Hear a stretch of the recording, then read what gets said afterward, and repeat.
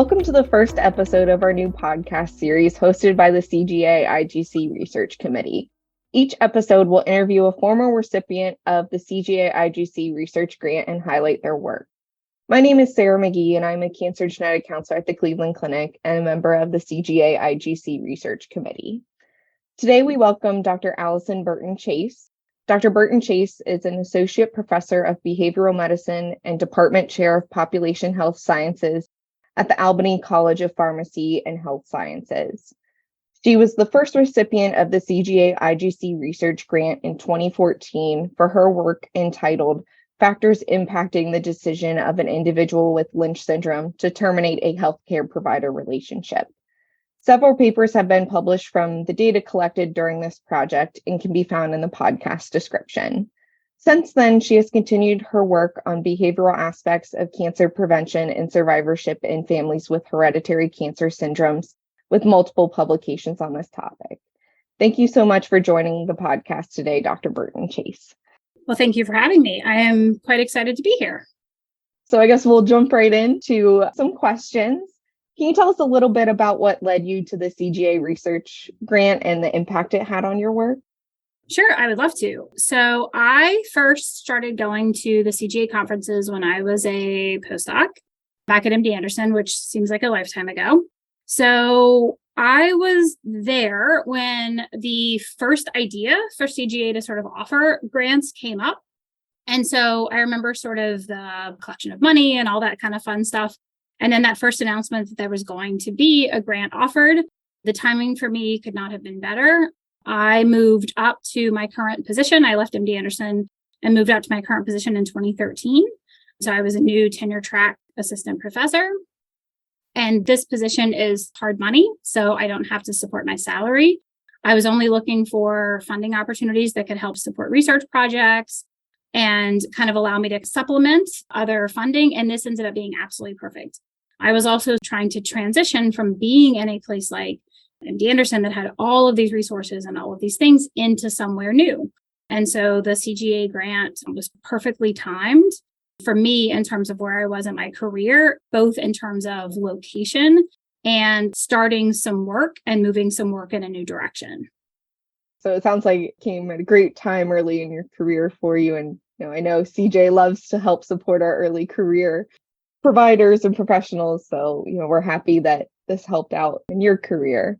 Your work exploring the patient-provider relationships in Lynch syndrome was the first of its kind. Can you tell us a little bit about what inspired your interest in the area? This again goes back to those early years.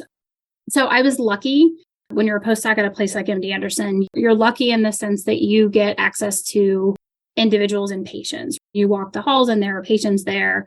MD Anderson held some patient advocacy, patient education conferences that I was lucky enough to be able to attend. I went to the CGA conferences when I was a postdoc, and the patient advocacy organizations were actually there in person. And so I was able to talk to individuals with Lynch syndrome. And I worked on a number of projects where I was directly talking to people that had been diagnosed with Lynch syndrome and talking to their families about what their experiences were like. Those projects weren't focused on the provider relationships. Those projects were focused on all sorts of things: screening protocols, smoking behaviors, drinking, family communication, lots of other things. But there was this ongoing theme that kept coming up in those conversations where they would mention their provider relationships, sometimes in a positive way and sometimes in a negative way. And it gave me the idea, as I started exploring my own grant opportunities, to start asking those questions directly. It was being talked about anecdotally, but it hadn't been systematically looked at. So that's where I came in. I thought that was a good fit for me in terms of my training and my skill set, and I started asking those questions. It's great that you've been able to connect with those patients and those patient organizations to hear from patients what's important to them and bringing it to then providers and publishing on it so that we all are aware of these different factors that are concerns to patients that have Lynch syndrome. In your publication about patients educating providers on Lynch syndrome, approximately 2/3 of the patients with Lynch syndrome reported engaging in at least one educational interaction with a healthcare provider. Can you talk about some of the factors that led to patient satisfaction after an educational interaction like this? I love these two papers. So there's two papers that are sort of connected that are on that same topic. And I cannot take full credit for all the work. I have had amazing students in this job. So the first paper was first authored by a former student of mine named Kelsey Hennig, who's actually full professional now, and she's got her own career. The other was a former student named Erin Roll, who is also a full professional now. Kelsey started the work and she looked at patients educating providers. Erin's paper was sort of a follow-up, and it looked at what happened when someone terminated the provider relationships. So in Kelsey's work, she looked at those very specific moments when one of our participants said they had to educate a provider, and then what happened and what those educational moments were like. In some cases, they brought their entire packet that they were given when they were diagnosed with Lynch syndrome, so everything they were given from their genetic counselor. In some cases, they just went to them with like a link for a website. In some cases, they had a pamphlet. In some cases, they just wanted to give them information, exchange words. And then in most of those cases, what they were looking for was the provider to just hear them and have a better experience the next time. That's mostly what they were looking for, was the provider to have a positive response when they went to them with some information they felt like the provider didn't have. What Erin did in these situations, a number of the providers didn't necessarily respond well to those. They didn't always respond well to those. What Erin did with her paper, she took the data and looked at what happened when provider conversations didn't go well, and then why did a patient end up terminating those relationships. There were some that people left because of insurance reasons or they moved, but most of the patients, most of the individuals that we had in our study, if they terminated a provider relationship, they terminated it because of a negative interaction with the provider. And a lot of those negative interactions were over the provider being not educated enough on Lynch, or the patient attempted to have a conversation with them and the provider wasn't getting better. They just were not improving their Lynch syndrome knowledge as time went by. So I loved the story those two papers tell when you sort of read them together. That just highlights the importance of providers being open to those educational moments from patients that are living with this condition and are experts a lot of times in their condition, and just being open to educating themselves and showing that they are educating themselves. And did you find that patients then went on to share that information with others that they may know of with the condition? Yeah, this was one of those really interesting things that we found. So what they would tell us is that when a provider responded well to one of these sort of educational moments, they would often have other family members switch to that same provider, or even in some cases, because as we know, people with hereditary cancers are often networked to other people with hereditary cancer. Other people would often move to that provider. So even sometimes when they were in relatively out of the way places, a provider who had their first patient with Lynch syndrome, who became knowledgeable about Lynch syndrome, could then build up a small practice of patients with Lynch syndrome because they were responsive to that idea and then were becoming knowledgeable. And then other people wanted to see someone who was knowledgeable. Families in particular were happy to cluster around a provider, but you could even see it broader than that, which was sort of a fun little bonus to kind of see play out. It's interesting to hear that those clusters can still happen even without necessarily a big academic center that advertises that they are specializing in these conditions, that patients will still interact with each other and seek out those providers that are taking the time to educate themselves on these conditions. It's that power of communication, right? That first person narrative. I had a great experience with this doctor. I'm in the same situation you are. I hear you that you're not having a great experience with yours. I think you should try mine. It's a really powerful thing. Yeah, absolutely. And do you have a feeling as to, with genetics knowledge being incorporated more with providers in their education and with care overall, if that same amount of education is still needing to be done on the patient behalf? So we'll see. I'm going to get a little bit of a taste into this kind of a updated version of this. So these conversations with patients early on led me to ask these initial questions about what's happening with these relationships. in these interviews and in this data collection about these relationships, we had this other little nugget that came up about advanced care planning. Patients with Lynch, individuals with Lynch telling us, I feel like someone should be talking to me about this, or telling us about prior family experiences where someone had died of a Lynch-related cancer with or without advanced care planning and what the situation had been like. And so we have had a pilot and then a larger follow-up study, and it replicates these same methodologies. And so what's been kind of fun is even though the focus of those questions of the messaging is ultimately around conversations around advanced care planning, because of the nature of the conversations, we're still hearing about how are providers handling general conversations about Lynch. And so I'm hoping, because there's about a 7-year gap from when the data were collected, to get a bit of a peek into, are these individuals experiencing the same level of feeling like when they're first talking to their providers, they don't know what they're even getting into versus what was happening before. We do know providers are getting better genetics communication, better genetics knowledge. I definitely feel like even in my area of expertise that I don't feel like I have to explain to every single person that I come across what Lynch syndrome is the way I did when I started doing this 15 years ago. So I can see the difference in general when I talk about my work. So it'll be interesting to see if I can get a peek into any of that in this newer data collection.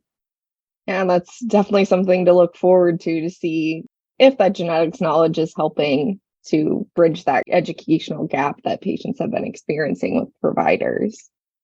Within your work with this grant, you use social media to recruit patients with Lynch syndrome and have actually published on your methods. Yep. Can you tell us a little bit about your technique through recruiting with social media, and if you have any recommendations for listeners that may be interested in using this method? Yeah, so I will admit the social media recruitment was both scientifically interesting to me, but also a little bit necessary.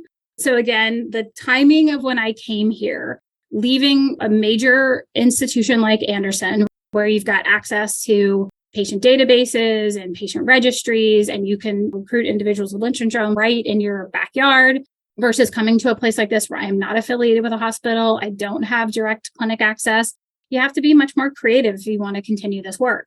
I did pilot test this a bit while I was still at Anderson. So I had a sense that this could work, and I had sort of done it from the safety of having a backup plan. But it's an interesting thing. And the thing that made me, I will be honest, that I published on it partially because when I would talk about it, I'd go to conferences or I'd go to meetings and I would present the work. And then instead of getting asked about the work, I'd get asked about the social media recruitment. And so I decided to publish the paper thinking, well, if I publish the paper, I can say, hey, I love your questions about social media recruitment, but there's a paper about that I can point you to, and that might help you. And so to get into the weeds of it is a little complicated, especially when someone asks you a question from like a podium talk. So what I ended up doing, what ended up working for me is I partnered with a patient advocacy organization, Lynch Syndrome International. We recruited through their Facebook group, which is where most of their activity takes place. The initial study was done through their public-facing Lynch Syndrome International page. Now they have mostly gone into private groups. And so then the most recent work was actually done through their private groups. The IRB approved language is very clear, just like with anything else. So IRB approved language goes onto their Facebook page with what the study is about. We learned through trial and error that email addresses were better than phone numbers. And then we have IRB approved language that we use to respond to each email as soon as it comes in, essentially. And then we would set up phone screeners to make sure that someone was actually eligible for the study. And then depending on eligibility or not, obviously we took different steps. We use REDCap for all of our tracking and all of our survey work and our consent process internally. So we would go through that process. But honestly, I find it to be efficient. And in many ways, the social media recruitment part is more predictable than any other recruitment method I've ever used. And what I've really liked about using it and then publishing the methodology is, as I've become more mid-career and kind of moved along a bit in my career and been post-tenure and all these sorts of things, it's actually been really nice to publish that paper. And I will occasionally get an email from a junior investigator or a postdoc somewhere saying, hey, I'm trying to use this in this patient population. here's where I am or am not in a hospital system, or I am or am not easily accessed to this patient population. Can you give me some advice? And I love that feeling. It's nice to sort of feel like I have put a roadmap a bit out there that can be picked up by other people who were in a similar situation to what I was in, or who were trying to ask similar questions to patient populations similar to the one that I study, trying to be helpful and trying to reach them. And one of the things I think is such a huge advantage to doing the social media recruitment is you break the idea of a single institution population. While there's nothing wrong, if you have access to 1,000 patients within a single institution, fantastic. But when I recruit this way, my studies get participants from 23, 25, 28 states. They come from a much wider range of socioeconomic status. My gender balance is usually better. I still can't get the non-white participant numbers higher. I'm still struggling to tap into that, which is a disappointment that I can't quite get past. But I love that there's more diversity in who ends up in my studies. It feels more representative of ultimately the whole Lynch syndrome population. It feels like I am able to get information about a broader group of people. And we know that not everyone with hereditary cancers is getting treated at places like Anderson or Sloan Kettering or Kaiser. So there's something good about feeling like you're at least talking to individuals with Lynch syndrome that are getting care in rural Indiana or Mississippi, where they may not necessarily be in other studies, and certainly weren't in mine before I started recruiting this way. Sounds like a very powerful tool to reach the broader population for patients with Lynch syndrome or other conditions that may not have access to those large academic centers, and give a more representative picture of what care is like across the United States. Yeah, and that's certainly the hope. If you're going to ask what patient-provider relationships are like, and you're only asking it to the people that have the best providers in the country, it feels like you're not quite capturing the whole story. Yeah, and it's helpful for us providers to know then on the flip side, what kind of information is good to provide to patients to then help educate providers that may be closer to them that they're going to regularly for their care. Absolutely.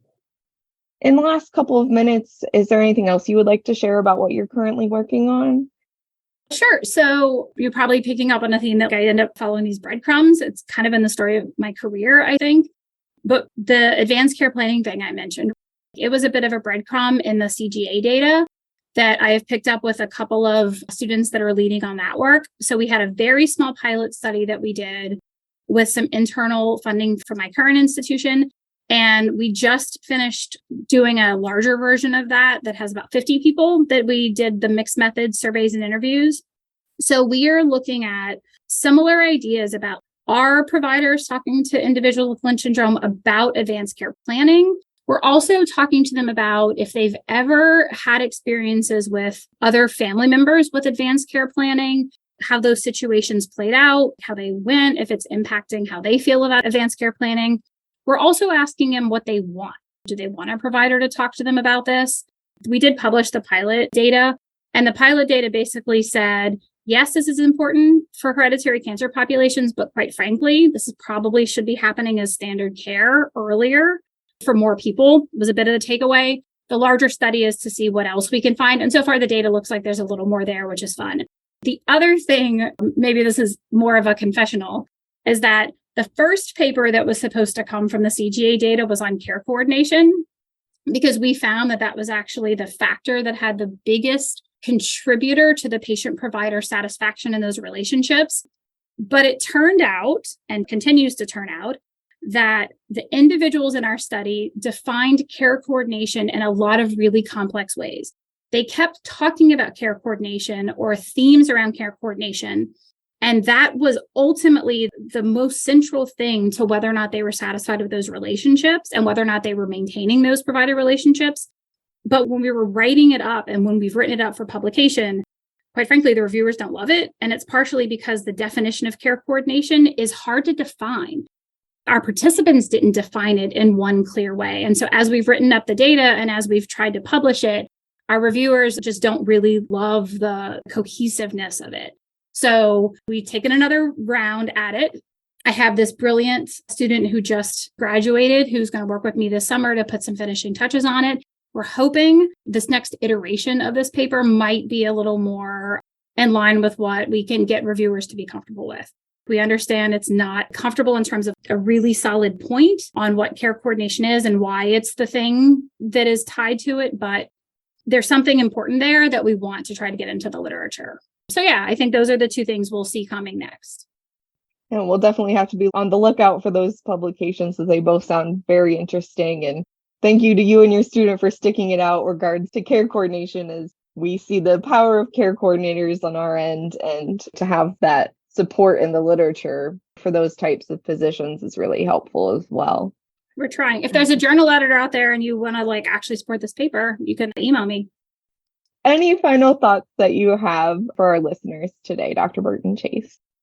I want to thank you for having me on this. I think this podcast is a great idea. I love that you are still offering the CGA grant. I can't say enough about how the timing of when I was awarded this grant.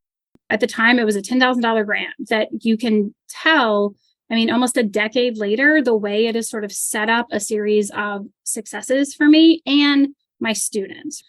It has allowed multiple of my students to get publications. It has set them up in their careers. I love CGA as an organization. I love what the organization does. And I think this is a fantastic opportunity. And I cannot say enough about how much it's worth it to put an application in for a grant like this, because it can just add that extra boost to a project or help transition a project or get you into a gap in a project that you need to cover. And it can make all the difference in terms of a career boost or a career transition that you just don't even realize how much of a difference it can make. I know I didn't when I wrote this grant. I could have never imagined that a decade later, it would still be having an effect on the way my research was playing out. Yeah, it definitely sounds like an amazing impact, and has led to, a lot of great work that has come out from the result of that grant.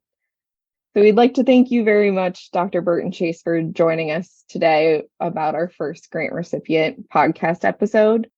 I encourage our audience to check out the publications we have discussed, which are linked on this page. For those who are listening in real time, the 2023 CGA-IGC grant submission is open and applications are due August 22nd, 2023.